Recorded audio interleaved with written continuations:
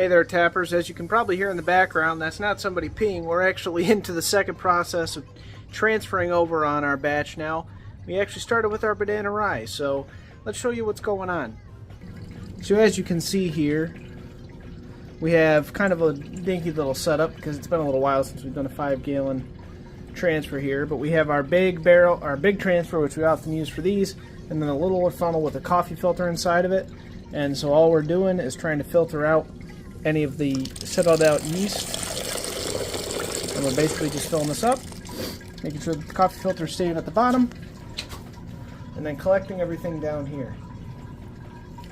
But that's not the interesting part, or at least the most fun part in my opinion. The most fun part is actually being able to try some. It's hard to do with one hand, but not impossible. So, without further ado, it's time for my favorite part. Let's give it a try.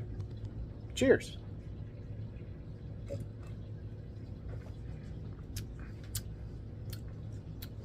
So first thoughts, it's really interesting.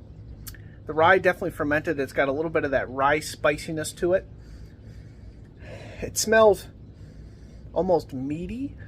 In a weird way. I think I've described ciders like this before, and it's been confusing, but it's just the best way I can describe it. Like a seasoned, nice seasoned meat. That's probably the rye.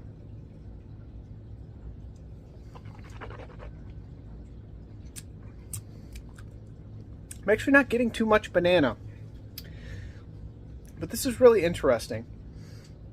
I'm definitely a fan of how the rye came out.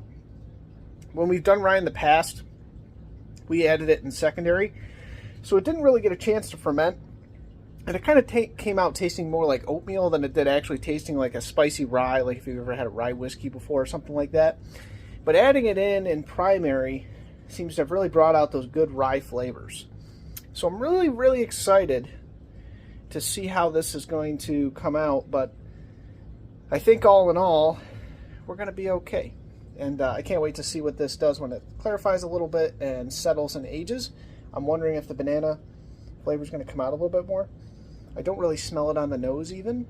But yeah, it's definitely good, and can't wait to see how it tastes when it's done aging. But we're going to finish getting this one into its secondary container, the carboy. Then we're going to move on to the next one, and we'll see you there. Cheers.